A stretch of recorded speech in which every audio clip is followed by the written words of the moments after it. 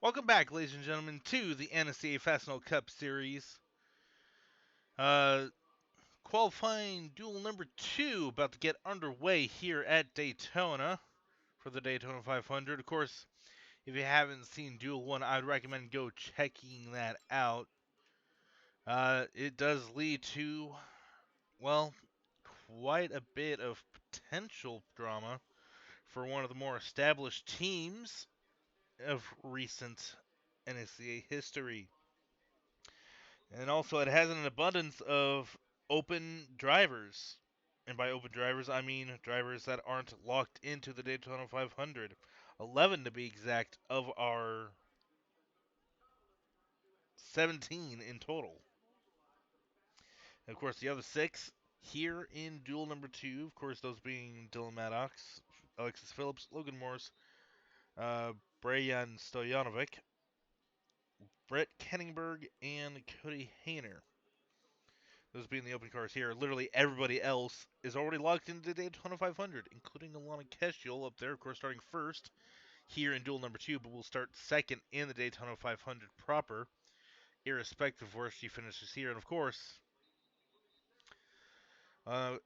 let's just say that if we have 2 open cars finish dead last as both in the last 2 positions here, basically, uh, everyone from Duel 1 will make it into the Daytona 500. However, that is very, very unlikely. However, of course, based on what we saw in Duel number 1, anything can happen here. So, without further ado, let's go ahead and get started. As the field runs through 3 and 4 for the formation lap.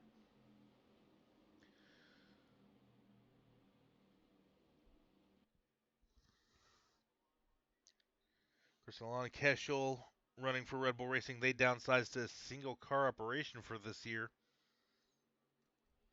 So it's good to see them already having that pay dividends to them starting outside pole. This pace car pulls off. Mikey Willard, of course, started in 24 with Alan Bledsoe's retirement. Green flag is back in the air. We're once again underway at Daytona.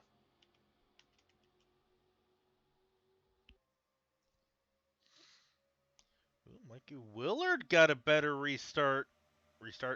Got a start. However, here comes the 59 to the inside. That is, of course, Dylan Maddox.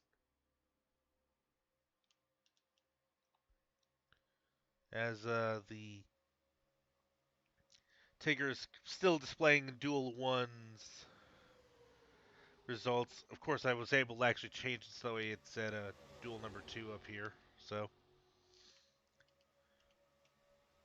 and Dylan Maddox is going to have a convincing lead off of turn number 4 here. You got Alexis Phillips driving for the famed Junior Motorsports in second, and Brayan Stojanovic in third as they cross the line. Brett Kenningbird now pushing Stojanovic, both in Toyotas and whatnot. Behind them, you have Hunter Kiro, of course, the 2014 champion of the series and the 2020 Daytona 500 champion.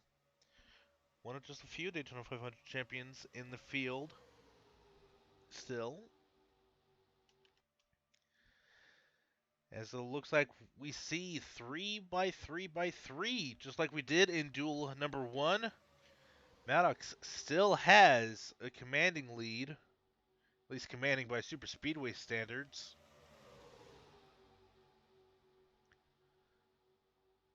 As now Glenn Butler goes side by side with Hunter Kiro. Of course, she's driving for one of the few part-time teams, all part-time teams, at least that have confirmed to be making at least one start this year. All of them starting in the Daytona 500, at least attempting the Daytona 500. Of course, in the first duel, you had Fred McRiley in the 95, the 14 of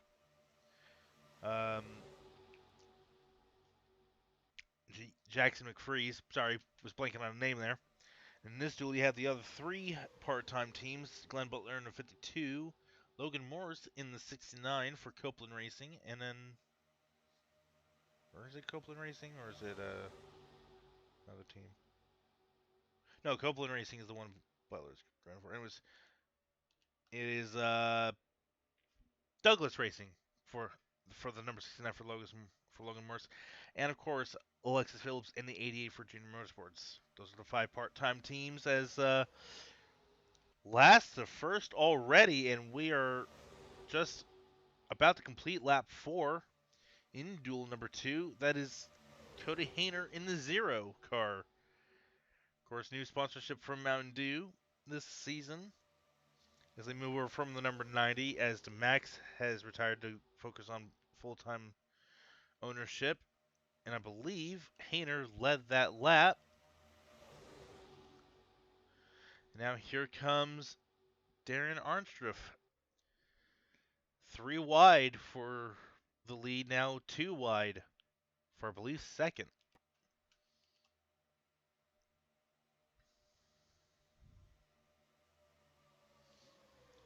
Now Travis Heflin trying to make it 3 wide for the lead once again as they run through 3 and 4.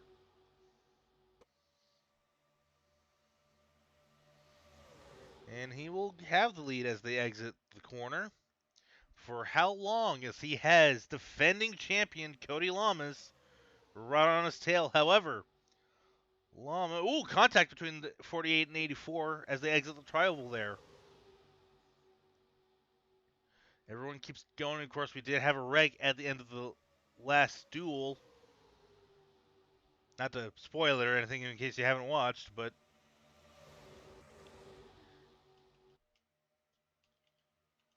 Lama's now looking to the inside of Heflin for the lead. Lama's no stranger to winning at Daytona himself. Rookie Max O'Quinn behind him.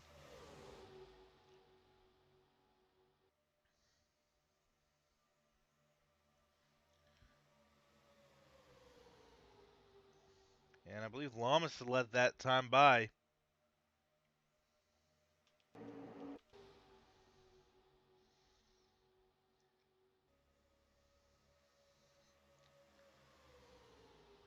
So now Hendrick teammates go side by side through the back straightaway here.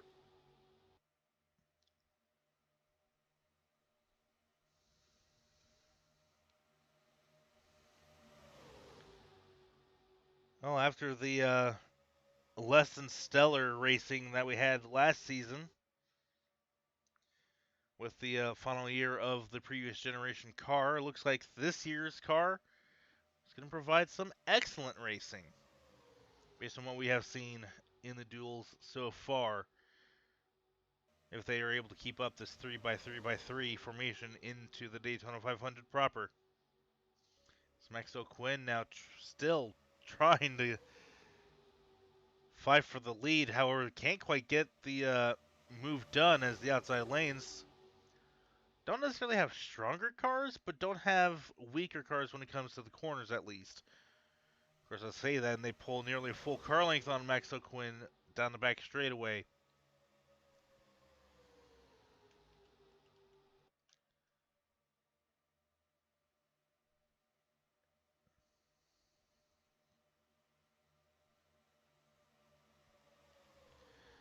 And now both Lamas and Heflin able to kind of jump down as they're now kind of both running midway between each lane here. I'll be honest, I don't know who led last lap. We'll find out here in a second as the ticker scrolls by. Ooh, Heflin by 9/1000ths of a second.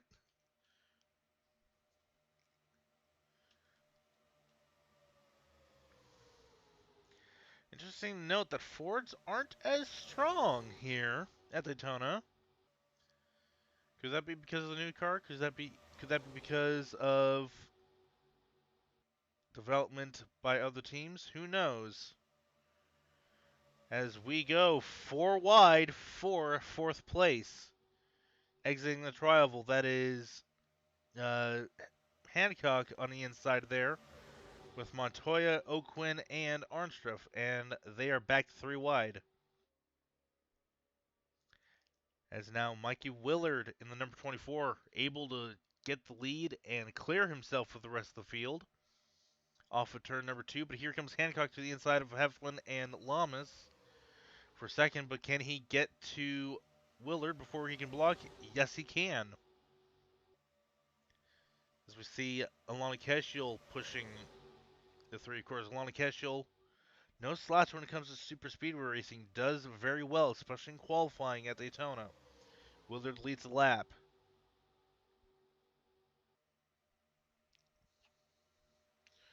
And that was the halfway point, too.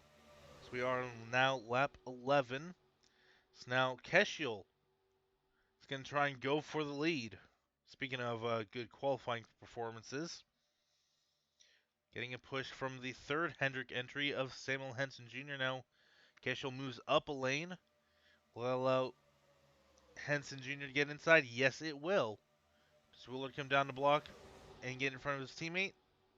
Or at least help his teammate out, trying to get ahead and get clear of the field? Kinda. Of course, you have the Junior Motorsports entry of Alexis Phillips there. Effectively a fourth Hendrick car, seeing as how they kind of sold the owner's points of what was Henson's owner's points from 2022 to that 88 team, and then they just transferred what was the owner's points of the 25 of John Mullen to Henson Jr., as that would allow Henson Jr. to automatically qualify for the Daytona 500. But unfortunately, Alexis Phillips, just outside that cutoff, will have to race her way in. She's doing a pretty good job of it right now, sitting in third and maybe going for second with the push from Stojanovic behind her. And Hunter Kiro behind Stojanovic.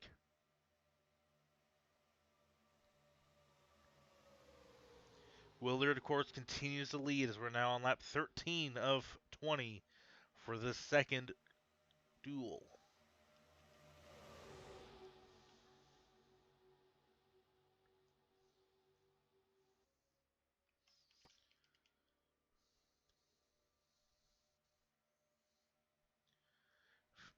Now Hunter Kiro looks to the inside, down the back straightaway, as Alexa Phillips tried to make the move on Willard, and now they are going to be 3 wide for the lead.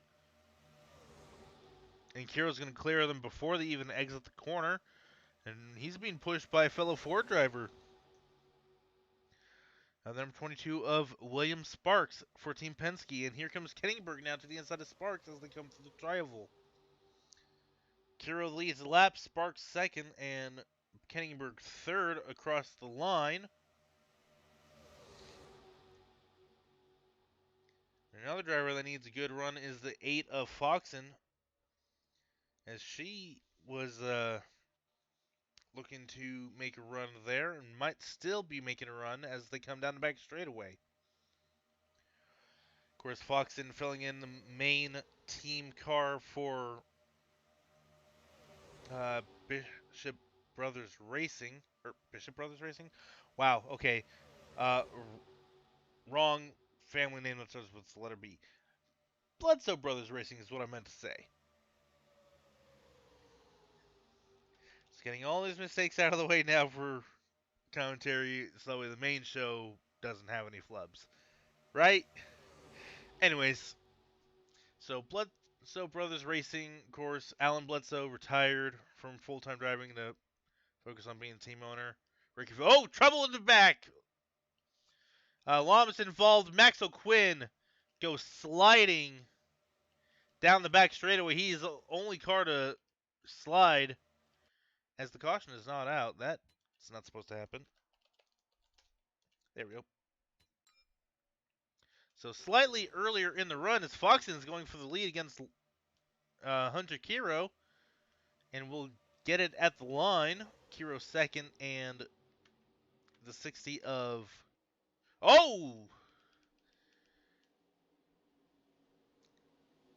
As Heflin and Willard apparently have a disagreement as they come across the line and exiting the tri-oval. Bit over-aggressive, perhaps? Maybe. So we're going to go ahead and look at what happened exiting turn number 4, or turn number 2, I should say. And once again, a case of being 4 wide is Merzlak in the middle there between Lamas and O'Quinn, and just a case of getting squeezed into a tight space that was rapidly closing. Hancock gets to the back of Merzlak as they try to get out of the way. Lamas drifts up into Willard's back bumper, and Heflin there, I think that is instant victim. And no, that was actually the 90 of Stojanovic. So Max O'Quinn goes sliding, and then we go further on up as we get to what happened here, and they were already 4 wide again coming to the line. It looks like it would have been Montoya, Heflin, Kenningberg, and then Willard. And then just... It's hard to tell if Kenningberg came down and both Heflin and Willard just happened to be there. Or if... I don't know what exactly happened there, but thankfully no larger accident under the caution happened.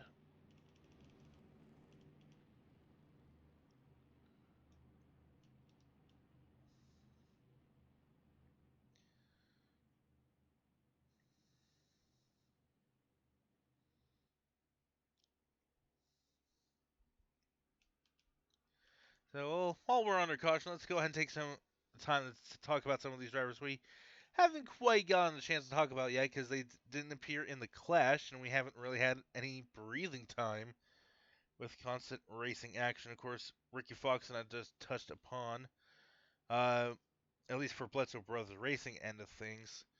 However, since Alan Bledsoe stepped away, they decided to change the car numbers and whatnot. Now, they had the number 8 already because that was what Cam Barnes was running for them last year after Cam Barnes, was kicked from his contract at Queen City Racing. He brought the number 8 with him to Bledsoe Brothers Racing, and that's how they have that number there. However, they decided to make the 8 the flagship car while they renumbered the 8 to the number 81, which had been the 24 for Mikey Willard. Ricky Foxon, meanwhile, parted ways with Crago Autosport. And so that is how she is in the number 8. Hunter Kuro we talked about at the Clash. I believe we talked about Cole Dillon at the Clash as well, but I could be wrong about that. Now, I touched upon Hayner earlier with Mountain Dew as his new primary sponsor. But he's going to have several flavors just like Eugene and Max did last year. Darren Arnstruff, of course, still number 84 car for Wolfpack Racing. So nothing has really changed there. Logan Morse makes his return to the Cup Series after a few years of absence of running in the Truck Series. Like I said earlier, running a part-time schedule for Douglas Racing in the number 69 Motorcraft Ford. William Montoya makes his return to the Cup Series. Of course, I believe I touched upon that in the Clash, if I recall correctly. Travis Heflin, I know I talked about in the Clash. Brett Kenningberg making his Cup Series debut for the Daytona 500. Driving for Wolfpack Racing in the number 82, Foley Hill stepping away. So, Kenningberg being able to drive the flagship car. Willard I touched upon multiple times, including in the Clash. Now, one driver that wasn't in the Clash is this guy, Dylan Maddox. He jumped into the Cup Series in 2019? Or was it 2018? He It's either 2018 or 2019. What year was it? It was 2019. Because that's when Steven Merzlik Racing expanded to 3 cars. He was in the number 44, then the number 7, when they did the whole number changes there.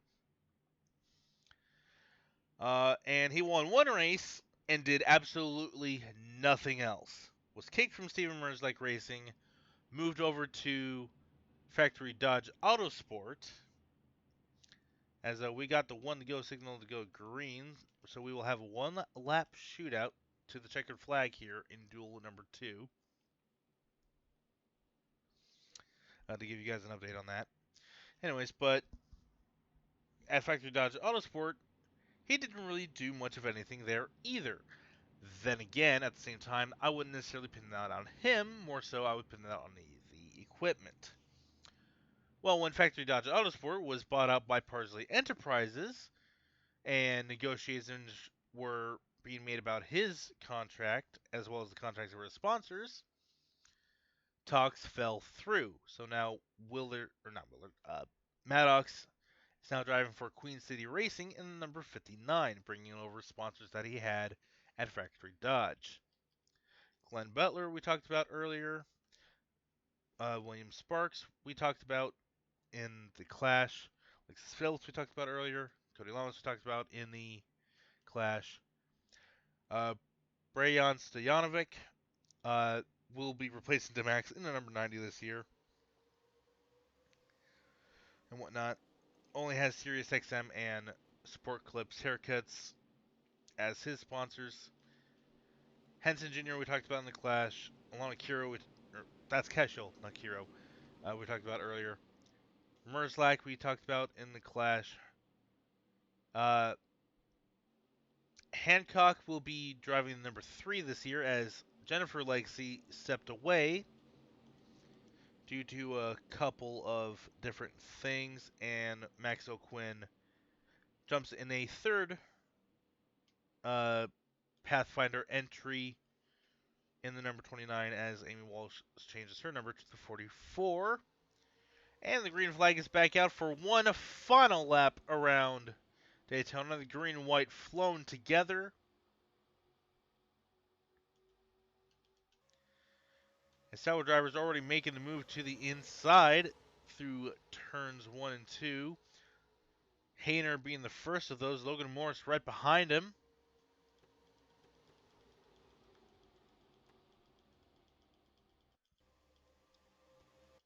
Now back on the back straightaway, Hunter Kiro looking to try and make a move for the lead and the win.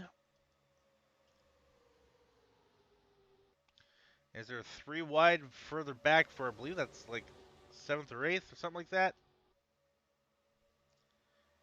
Through 3 and 4 for the final time. And down to the start and finish line is going to be Hunter Kiro taking the win. Logan Morris, I believe, was able to clinch 2nd. I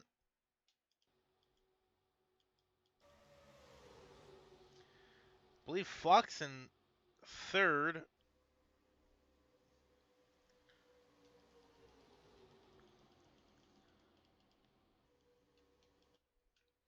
We're going to have to double check the results for you, which is easy because I can just do that. And yes, it was Logan Morris grabbing 2nd from Fox and Montoya 4th, Hayner 5th, Maddox, Dillon, Butler, Kenningberg, and Willard the top 10.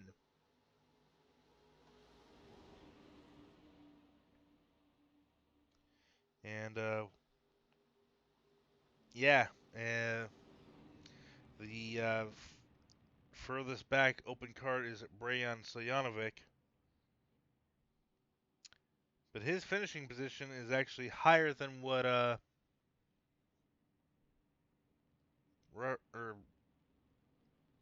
believe Robert Dobbs was for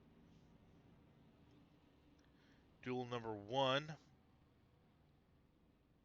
So we'll go ahead and get back to you on that here in a little bit. So in the meantime, so we'll go ahead and double check that here in a moment.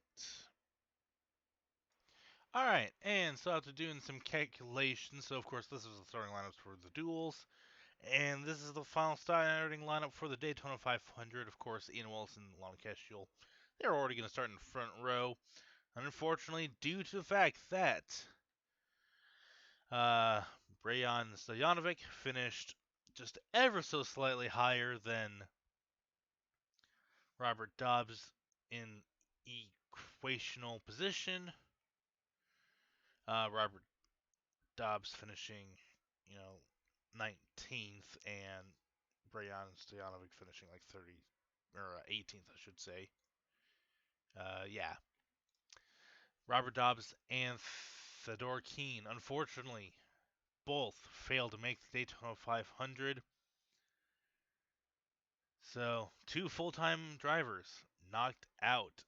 First race of the season, not good for them, especially when they are both single-car teams. And both of them Mercedes entries as well, which is not, well, I mean, you have the other three Mercedes entries, about sprinkled throughout the field, so it's not terrible, but it's not great for a brand new manufacturer joining. But that should do it for at least Daytona 500 qualifying. And as always, until then, I'll see you in the next video. Daytona 500 should be the next video unless I decide to do something different in between now and making the Daytona 500. In any case, this video has gone on a little too long now, so till then, I'll see y'all in the next video. Catch you later.